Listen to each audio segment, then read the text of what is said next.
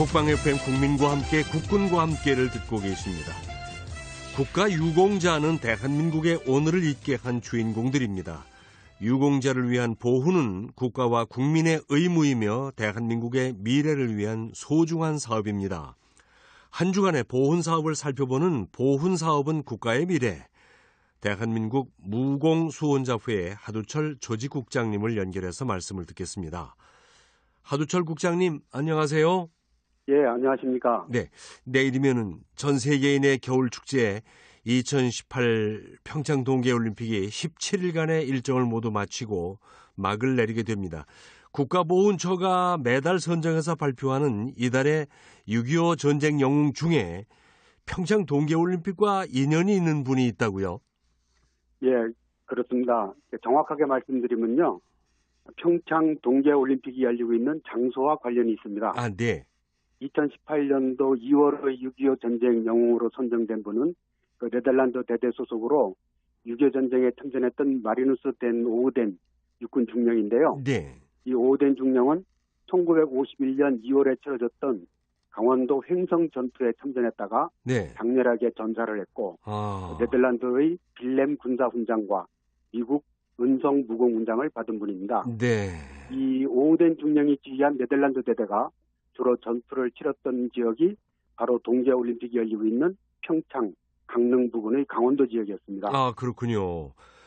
마리누스 덴 오우덴 중령, 그분은 언제 어떤 상황에서 전사하셨습니까? 예, 오우덴 중령은 그 네덜란드 왕립 육군 사관학교를 졸업하고 육군 장교로 임관을 했는데요. 네. 1950년 10월 그 당시 소령이었습니다. 소령 계급으로 네덜란드 대대의 대대장으로 임명이 되었고 네. 6.25 전쟁에 참전하기 위해서 같은 해 11월 부산항에 도착을 했습니다. 네.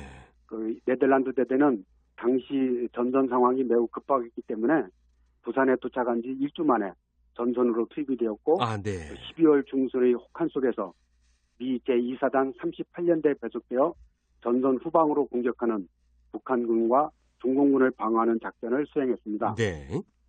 이 네덜란드 대대는 1951년 2월 5일 북한군과 중공군을 북쪽으로 밀어 올리기 위한 라운드업 작전이라는 작전에 참여를 했었는데요. 예. 2월 11일 북한군과 중공군의 대대적인 반격에 맞서서 홍천과 횡성을 연결하는 도로에서 치열한 전투를 벌이게 됩니다. 네. 영하 20도에 육박하는 강추위와 또 짙은 어둠 속에서 서로 밀고 밀리는 전투 끝에 오우덴 중령이 지휘하는 네덜란드 대대는 큰 피해를 입으면서도 후퇴하는 국군을 끝까지 엄호해 주었고요. 네. 이 전투에서 안타깝게도 대대장 오우덴 중령을 포함해서 네덜란드군 17명이 전사하고 37명이 부상을 당하는 피해를 입었지만 네덜란드 대대가 중공군의 공세를 저지해준 덕분에 유엔군은 반격의 기회를 갖게 되었고 네. 이후의 전쟁 양상을 크게 바꾸는 계기가 되었습니다. 아, 그렇군요. 6.25 전쟁 당시 유엔 16개국을 포함해서 많은 나라들의 도움이 있었다는 사실은 많이 알고 있지만은 그분들이 각각 어떻게 싸웠는지를 구체적으로 아는 경우는 드물 겁니다. 네덜란드 대대의 참전 현황을 이 기회에 조금 더 소개해 주시죠. 네. 네덜란드는 6.25 전쟁 당시에 전투병을 파병했던 16개국 중 한 나라입니다. 네. 구축함 한 척하고 또 1개 대대 1,800여 명의 병력을 파병했는데요. 이 숫자는 미국, 영국, 호주에 이어서 네 번째로 많은 병력 규모이기도 합니다. 네. 6.25 전쟁 기간 중에 파병된 네덜란드군은 연 인원이 5,300여 명에 달했고요. 전사가 120명, 부상 645명, 포로 3명이라는 피해를 입으면서 우리 대한민국의 자유와 평화를 끝까지 지켜준 고마운 나라입니다. 네. 횡성 전투에서 철수한 네덜란드 대대는 그 후에도 인제전투, 또 양구 부근에 있는 대암산, 도돌산에 이르는 대오산 전투, 그리고 평강 남쪽에 있는 별거지 전투 등에 참가해서 많은 전과를 올렸습니다. 네. 휴전 후에 네덜란드 지상군은 1954년 12월에 그리고 해군은 55년 1월에 각각 철수를 했습니다. 네.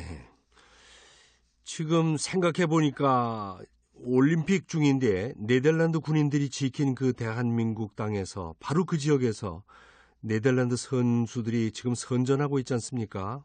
네네. 감회가 새롭습니다. 그렇습니다. 그 당시로서는 코리아, 잘 알지도 못하는 나라를 위해서 귀한 목숨을 희생하면서 싸워준 참 고마운 분들인데 그분들을 기리고 기념하기 위한 참전비나 현충비는 물론 세워져 있겠죠? 예, 그렇습니다. 이 네덜란드 대대가 가장 격전을 치렀던 곳인 강원도 횡성군 우천면에 네. 네덜란드 참전 기념비가 세워져 있습니다. 아, 네. 이 기념비는 1975년 6.25 전쟁 25주년 기념 사업의 일환으로 국방부가 세운 것인데요. 네덜란드를 상징하는 풍차 모양으로 되어 있고 네. 또 큰 길가에 있어서 금방 찾을 수가 있습니다. 또 오된 중령을 추모하기 위한 현충비도 세워져 있는데요. 네. 1956년 10월 당시 일군 사령관이던 백선엽 장군이 횡성 전투에서 사망한 오된 중령과 네덜란드 장병들을 추모하기 위해서 횡성군 횡성읍 보훈공원 안에 4m 높이로 세운 것입니다. 네. 횡성군은 오된 중령의 고향인 네덜란드 가스펠시와 자매 결연을 맺고 매년 기념 행사를 가졌었는데요. 1990년대 들어서 이 가스펠시가 다른 시와 통합이 되면서 이 기념 행사는 안타깝게 중단된 상태입니다. 아, 그렇군요. 그런 일이 있었군요. 그런데 참 고맙고 놀랍게도 이번 동계올림픽을 맞아서 보훈처가 네덜란드 6.25 전쟁 참전 용사들을 초청했었다면서요? 네네. 6.25 전쟁 당시에 싸웠던 분들이기 때문에 네. 잊지 않고 있다는 것을 우리가 또 보여주기 위해서 그런 행사가 있었습니다. 아, 네. 이번 평창 동계올림픽 개막식에 마크 루테 네덜란드 총리가 방문하셨는데요. 네네. 그 일정에 맞춰서 네덜란드 6.25 전쟁 참전 용사와 가족 10명을 같이 초청을 했었습니다. 아, 네. 보훈처 초청으로 방한한 인사들은 네덜란드 참전협회 호머스 회장을 비롯해서 6.25 전쟁에 참전했던 네덜란드 대대의 모체 부대인 반 호이츠 연대 대표 2명, 네. 그리고 6.25 전쟁 참전 용사 3명, 또 그분들의 동반자 4명, 이렇게 10명입니다. 네. 참전 용사들은 자신들이 목숨 바쳐 싸웠던 곳에서 평화를 상징하는 동계올림픽이 이렇게 열리는 것에 대해서 퍽 남다른 감회를 느끼셨을 것 같은데 어떤 행사들이 있었습니까? 이번 방한 일정 중에는 그 네덜란드 총리와 주한 네덜란드 대사, 그리고 피우진 국가보훈처장, 또 방한 참전용사, 강원도지사를 비롯한 지역기관장들, 또 주민들이 함께 모여서 네덜란드 횡성전투 참전기념비 앞에서 먼저 추모 행사를 가졌습니다. 네. 이 추모 행사에서는 마린수된 오된 육군 중령이 2월의 6.25 전쟁 영웅으로 선정됐다는 그 선정패를 피우진 국가보훈처장이 반호이츠 부대 대표에게 드렸고요. 네. 또 네덜란드 총리는 네덜란드 참전 용사들의 인터뷰를 바탕으로 6.25 전쟁에 대해서 네덜란드 역사자가 쓴 가장 잔혹한 전쟁이라는 제목의 책을 국가보훈처장에게 전달하기도 했습니다. 네. 이번에 방한한 네덜란드 참전 용사들은 추모식 외에도 국립서울현충원 참배, 전쟁기념관과 역사박물관 관람, 또 한국문화체험, 심덕섭 보훈처 차장주간 환영 오찬 등의 일정을 가졌는데요. 네. 특히 지난 11일 오후에는 강릉 빙상 경기장에서 열린 스피드 스케이팅에 출전한 네덜란드 선수들을 응원하기도 했습니다. 아, 그랬군요. 네, 이분들의 응원 덕분인지요. 네덜란드 선수들은 이번 올림픽 스피드 스케이팅 분야 거의 전 종목에서 메달을 획득하는 놀라운 저력을 발휘하기도 했습니다. 아, 그렇습니다. 참 말씀을 듣고 보니 네덜란드 군 참전 기념비 같은 그 보훈 정신이 깃든 현충 시설들을 평상시에 잘 관리해야 하겠다 이런 생각이 드는군요. 네, 물론 그렇습니다. 그래서 보훈처는 이제 국내외에 있는 주요 현충 시설과 또 사적지의 관리 실태를 주기적으로 조사를 하고 또 관리자를 지정해서 운영을 하는 등 책임 발굴과 관리에 노력을 많이 기울이고 있습니다. 네. 그렇지만 워낙 이 시설들이 전국에 흩어져 있고 특히 국외에 있는 시설의 경우에는 우리 정부가 주도적으로 관리하는 데 한계가 있기 때문에 네. 신속한 발굴과 관리에 어려움이 많이 있는 게 또 사실입니다. 네. 그런데 이번에 그 새로운 현충시설 관리 시스템을 도입했다고요? 예, 그래서 이런 부분을 좀 보완하기 위해서 예. 국민들에게 도움을 요청하는 겁니다. 그러니까 국가보훈처 홈페이지에 이 현충시설 국민 지킴이 라는 시스템을 이제 개설을 했는데요. 네. 인터넷으로 국민과 또 재해동포 누구나 신속하고 편리하게 내 고장의 현충시설과 사적지 관리 실태를 신고할 수 있도록 설계한 것입니다. 네. 또 이 시스템에는 현충시설 활용 우수 사례 코너를 별도로 개설해서 각 지방 보훈관서에서 지역 내 현충시설을 활용한 다양한 행사, 축제, 관광 등에 대한 우수 사례를 소개하고 공유할 수 있도록 했습니다. 네.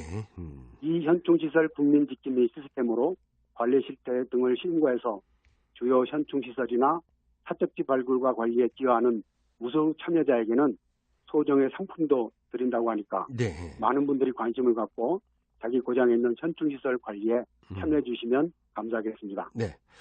청취자 여러분을 위해서 제가 그 시스템 이름을 다시 한번 말씀드리죠. 우리와 그 이자가 발음이 같아서 영어 이자에 이 현충시설 국민지킴이 이렇게 돼 있죠? 네네. 국가보훈처 홈페이지에 들어가시면 다 네. 보실 수 있습니다. 오늘 말씀 잘 들었습니다. 고맙습니다. 예, 감사합니다. 네. 보훈 사업은 국가의 미래. 대한민국 무공수혼자회의 하두철 국장님과 함께 한 주간의 보훈 사업 내용을 말씀드렸습니다. 군가 한 곡 듣겠습니다. 전장에 피는 꽃.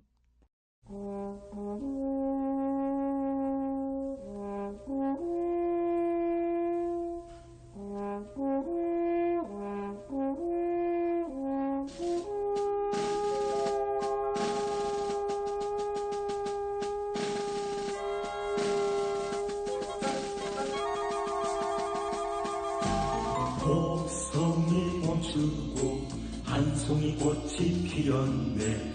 평화의 화신처럼 나는 꽃을 보았네. 거칠은 이들 아래 용사들의 너처럼 오나의 전우야 오나의 전우야 이 전쟁이 끝나고 평화가 오면 내 너를 찾으리 오나의 전우야 오나의 전우야 이 전쟁이 끝나고 평화가 오면 내 너를 찾으리